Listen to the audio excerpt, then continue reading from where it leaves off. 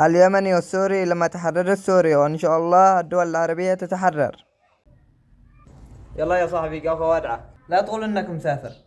نحمد الله ان سوريا تحررت، والان يا صاحبي انا راجع بلدي. يا اخوي حد قال لك ان هذه مش بلدك، هذه بلدك الثاني.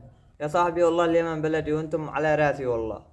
خلاص اسمع، روح اطمن على ابوك وعلى اخوانك وارجع لعندنا. والله يا صاحبي اروح اعمر بلدي، ولما يضبط الحال ارجع اشوفكم ان شاء الله باذن الله.